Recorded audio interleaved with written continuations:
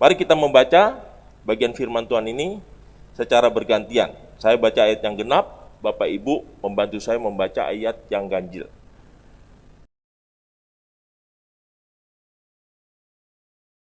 Nah, untuk itu kita bersyukur karena kita punya Alkitab yang dapat menuntun kita supaya kita dapat memahami kehendak Tuhan.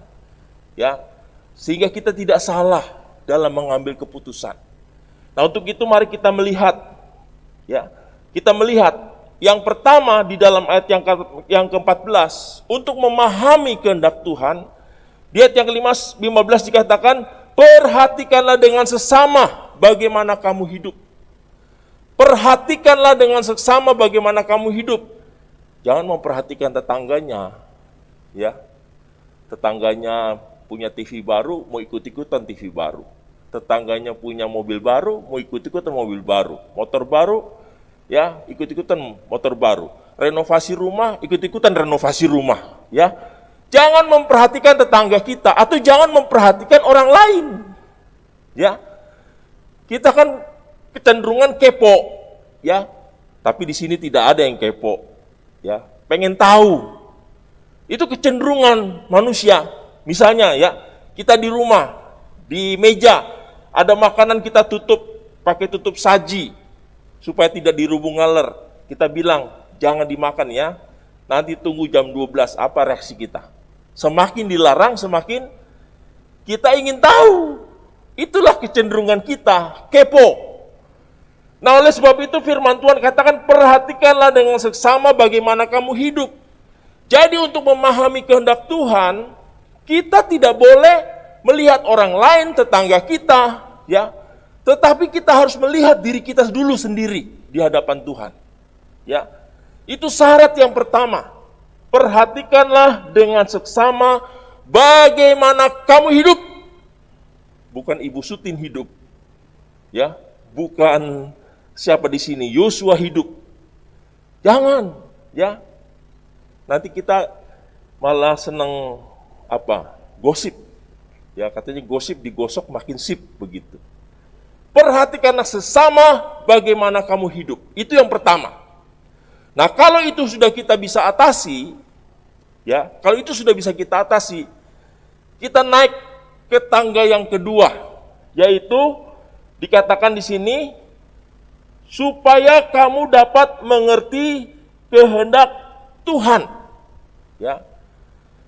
Jadi untuk kita dapat memahami kehendak Tuhan, satu-satunya cara untuk kita dapat memahami tentang Tuhan kita, ya, yang kita sembah, yang kita percaya, yaitu di dalam dan melalui Yesus Kristus. Ya. Jadi untuk memahami kehendak Tuhan, kita harus memahami siapa itu Yesus Kristus di dalam kehidupan kita. Loh, Pak Basis kok kita harus memahami Tuhan Yesus, bukan memahami diri kita sendiri. Nah, ini rahasia terbesar, Bapak Ibu yang dikasihi Tuhan. Rahasia terbesar di dalam kehidupan kekristenan kita. Ya. Bahwa kita tidak mungkin dapat memahami diri kita sendiri. Ya. Kita tidak dapat memahami diri kita sendiri. Kecuali kalau kita memahaminya di dalam dan melalui Yesus Kristus. Kenapa? Kita harus memahami diri kita di dalam dan melalui Yesus Kristus. Ada 4 hal, saudara. Yang pertama, karena kita diciptakan oleh Yesus Kristus. Ya, kita diciptakan oleh Yesus Kristus. Jadi kita harus datang kepada pencipta kita. Lu bukannya Allah, ya Allah, Yesus Kristus, Roh Kudus sama. Jadi yang pertama untuk memahami, ya, untuk memahami kehendak Tuhan, kita harus datang kepada Yesus Kristus. Kenapa? Karena Yesus Kristus itu adalah yang menciptakan kita. Ya, ini penting, Bapak Ibu yang dikasihi Tuhan. Kalau kita di luar Yesus Kristus, kita tidak akan memahami akan diri kita. Yang kedua, kenapa kita harus memahami kehendak Tuhan melalui dan di dalam Yesus Kristus? Karena Yesus Kristus itu adalah, dikatakan di sini, dia adalah Tuhan. Ya. Makanya ada sebutan Allah Immanuel, Tuhan beserta dengan kita. Ya, itu yang kedua. Karena Yesus Kristus itu Tuhan. Dan dia tahu yang terbaik buat hidup kita. Dia tahu yang terbaik untuk teman hidup kita. Dia tahu yang terbaik untuk pekerjaan kita. Dia tahu yang terbaik untuk kehidupan keluarga kita. Dia tahu yang terbaik untuk masa depan kita. Karena dia adalah Tuhan. Tuhan adalah Allah yang maha tahu. Tuhan adalah Allah yang maha kuasa. Tuhan adalah Allah yang maha hadir. Ya tidak, Bapak Ibu yang dikasih Tuhan. Ada amin? Sehingga kalau kita mau memiliki kehidupan yang baik, kita harus mengenal Tuhan kita. Dan Tuhan yang kita kenal yaitu di dalam dan melalui Yesus Kristus. Ini kebenaran, saudara. Ya, kebenaran yang harus kita pegang. Itu yang kedua. Yang ketiga, kita harus memahami kehendak Tuhan di dalam dan melalui Yesus, karena Yesus Kristus itu adalah dikatakan dia yang menebus kita. Yang menebus dengan apa? Yang menebus dosa kita. Ya. Selama kita hidup di dalam dosa, kita tidak mungkin dapat melepaskan diri kita sendiri. Kita perlu dimerdekakan. Dan hanya di dalam dan melalui Yesus Kristus, kita dimerdekakan. Ya, sehingga kita terbebas dari dosa. Bukan oleh karena perbuatan baik kita, bukan oleh karena amal kita, bukan oleh karena kita hebat, tetapi oleh karena kasih karunia Tuhan yang Tuhan anugerahkan di dalam dan melalui Yesus Kristus, sehingga kita dibebaskan dari dosa. Tidak ada yang bisa membebaskan diri kita, hanya melalui Yesus Kristus, melalui pengorbanannya di atas kayu salib. Maka kita ditebus, ya, dari segala dosa kita.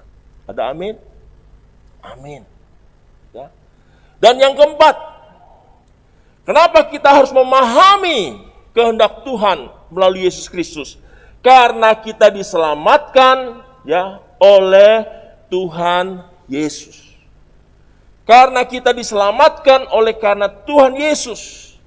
Ya, dia adalah Tuhan penghuni sorga. Sehingga kita bisa datang ke surga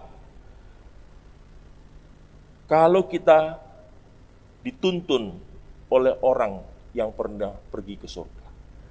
Saya tidak mungkin bisa pergi ke rumah Ibu Sutin, karena saya belum pernah ke sana, walaupun di Bekasi. Ya, kecuali kalau saya ikut Ibu Sutin dan dia tunjukkan ini rumah saya. Begitu pula, saudara tidak akan bisa sampai ke surga kalau kita tidak dibimbing, dituntun oleh orang yang menjadi pemilik surga. Hanya Yesus, dia yang ada di surga, yang bisa nuntun kita untuk kita datang kepada dia. Untuk itu kita diselamatkan. Nah, saudara dikasih Tuhan, itu adalah kebenaran-kebenaran yang harus kita pahami. Sehingga kalau kita perhatikan di dalam ayat yang ke-16, ya, itu dikatakan ayat yang ke berapa, yang ke-15 dikatakan karena itu, kata karena itu, ya, karena itu, ya. Kata karena itu kata penghubung. Ya. Kata penghubung karena itu apa? Karena kita sudah dikatakan di sini diciptakan oleh Yesus Kristus, kita dipilih, ini oleh Tuhan Yesus Kristus, ditebus oleh Yesus Kristus, kita diselamatkan oleh Yesus Kristus. Ya. Maka kita mengerti kehendak Tuhan. Oh, indah sekali Bapak Ibu yang dikasih Tuhan. Lalu setelah kita memahami, ya, bahwa kehendak Tuhan itu hanya kita pahami, ya, di dalam dan melalui Yesus Kristus, lalu apa selanjutnya? Nah, selanjutnya saudara dikasih Tuhan, kita akan melihat lebih jauh. Yaitu kalau kita perhatikan di dalam ayat yang ke-16 dikatakan di sini, pergunakanlah waktu yang ada. Ini hal yang penting. Setelah kita memperhatikan diri kita setelah kita benar-benar memahami akan Yesus Kristus sebagai Tuhan dan Juru Selamat dalam kehidupan kita. Yang berikutnya adalah Tuhan minta pergunakanlah waktu yang ada. Saudara, dalam bahasa Inggrisnya bagus sekali. Ya, kalau saudara buka Alkitab dalam bahasa Inggris itu bagus sekali. Itu menggunakan kata to redeem. Jadi kita hanya tidak sekedar menggunakan waktu, tapi Tuhan minta tebus waktu-waktumu. Ya, disuruh menebus waktu-waktu kita. Loh, kenapa kita suruh menebus waktu kita? Karena waktu kita hidup di dalam kegelapan, kita banyak melakukan kesia-siaan. Kita banyak melakukan kehidupan yang tidak sesuai dengan kehendak Tuhan. Maka Tuhan minta, tebuslah waktumu, saudara. Sehingga setiap menit, setiap jam, itu sangat berharga. Kita diminta untuk menebus waktu kita. To redeem, tebuslah waktumu. Itu satu perintah, ya. Perintah yang ditulis di dalam firman Tuhan yang mengatakan pergunakanlah waktu yang ada. Kenapa, saudara? Dalam kalimat selanjutnya dikatakan karena hari-hari ini adalah hari-hari yang jahat, saudara. Saudara merasakan, ya, di tahun 2021 ini, kalau saya sekarang ini agak mengurangi, terus terang, ya, mengurangi nonton TV. Saya lebih banyak menggunakan waktu saya, menghabiskan waktu saya untuk baca Alkitab. Kenapa? Wah, beritanya seram-seram. Nah, untuk itu Tuhan minta, pergunakanlah waktu yang ada, tebuslah waktu yang ada. Jangan sia-siakan kita menghabiskan segala hal di dalam kehidupan kita untuk mengejar 3T, harta, tahta, dan apa lagi itu, ya, wanita atau pria. Jangan habiskan itu, saudara. Tapi gunakanlah waktu kita, tebuslah waktu kita untuk memuliakan Tuhan, saudara. Tuhan minta untuk apa kita harus menebus waktu kita untuk memuliakan Tuhan. Dan memuliakan Tuhan tidak harus seperti saya, melayani full. Tidak, di dalam bidang kehidupan kita, pekerjaan kita, kita bisa memuliakan Tuhan. Saudara berdagang, saudara bisa memuliakan Tuhan. Saudara menjadi ibu rumah tangga pun bisa memuliakan Tuhan. Oh, banyak kesaksian yang luar biasa, ya.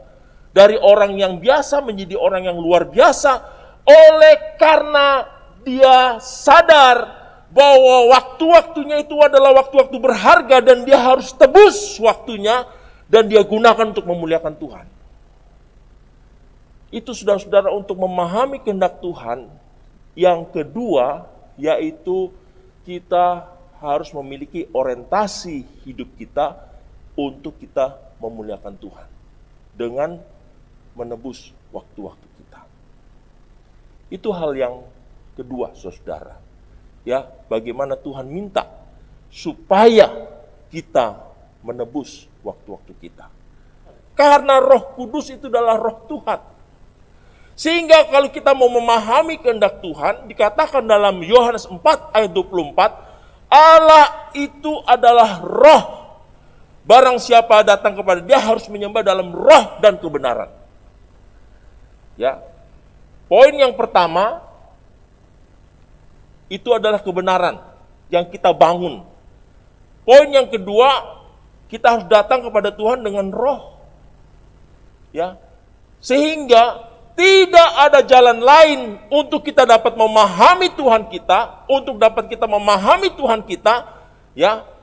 Di dalam kehendaknya kita harus datang di dalam roh. Saudara. Nah, ini menarik. Pak, apakah harus berbahasa roh? Bukan berbahasa roh, ya. Bukan berbahasa roh, ya. Bukan. Tetapi bagaimana hidup kita dipenuhi oleh roh. Ini menarik, saudara. Ya, karena kalau orang hidup dipenuhi oleh Roh Kudus, itu ada 3 tanda yang nyata, ya, yang saudara bisa evaluasi. Bisa evaluasi. Yang pertama, orang yang hidup di dalam roh dan dipenuhi oleh roh, ya, dia senantiasa ingin bersekutu dengan Tuhan, dengan membaca firman Tuhan dan doa. Ya, ini kan kalau anak muda bilang ini surat cinta nih, cintanya Tuhan kepada kita.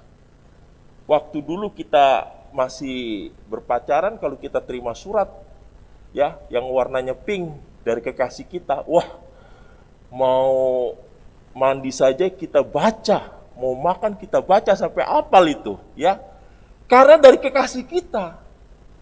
Walaupun kita sudah bertemu, berjumpa dengan kekasih kita, tapi ada kerinduan untuk kita bertemu lagi. Sama saudara, kalau saudara penuh dengan roh, maka kita rindu untuk kita terus-menerus, ya, datang kepada Tuhan. Seperti saudara, ya, saudara bisa saja tidak datang ke sini karena ada ibadah online, tapi saudara rindu menikmati suasana ibadah karena saudara ingin berjumpa dengan Tuhan. Ya, seperti itu. Yang kedua, dipenuhi roh. Bukan hanya kita rindu untuk kita senantiasa bersekutu kepada Tuhan, tapi kita memiliki kepekaan. Kepekaan di dalam kehidupan kita.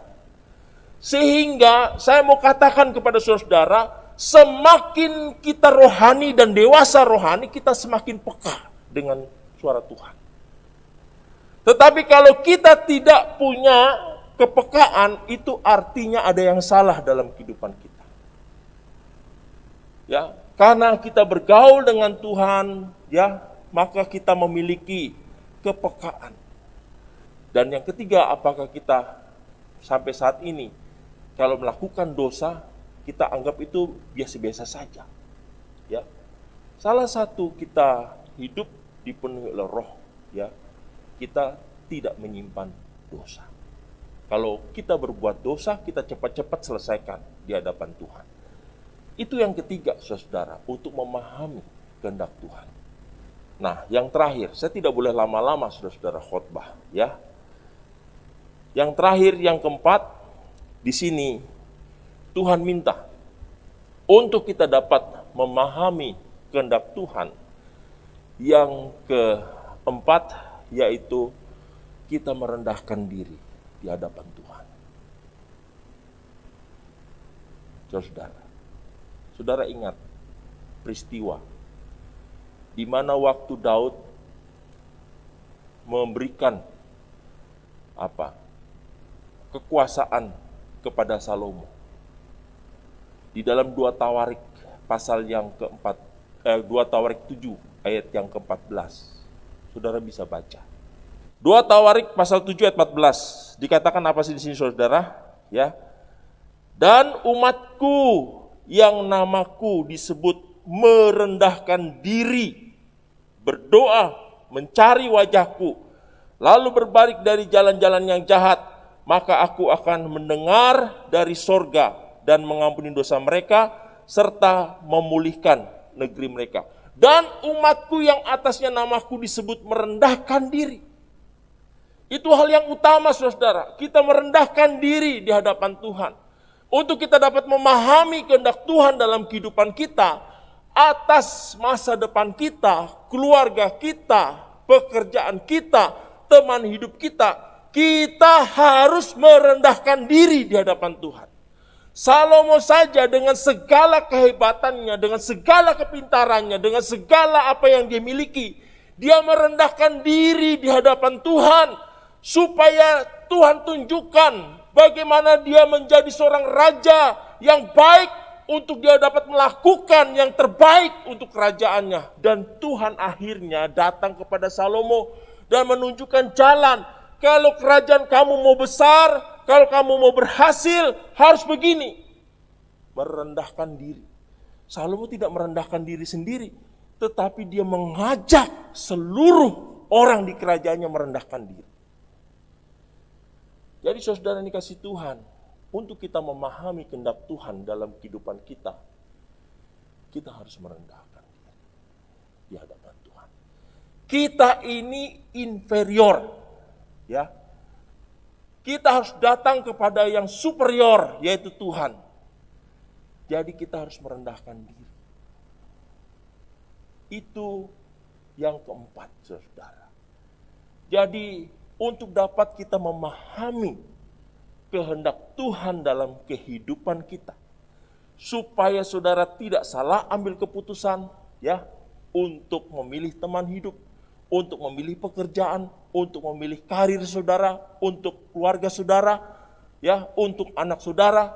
4 hal yang Tuhan minta untuk kita lakukan dalam kehidupan kita. Yang pertama, ya, Tuhan minta yaitu perhatikanlah dengan seksama bagaimana kamu hidup. Jadi kita melihat diri kita. Itu yang pertama. Yang kedua, kita dapat memahami kehendak Tuhan hanya di dalam dan melalui Yesus Kristus. Dan yang ketiga, untuk kita memahami kehendak Tuhan, yang ketiga, tebuslah waktu kita. To redeem. Untuk apa? Untuk memuliakan Tuhan. Apa yang membuat kita sampai detik ini masih melakukan kesia-siaan? Tebus, gantikan itu untuk kita memuliakan Tuhan.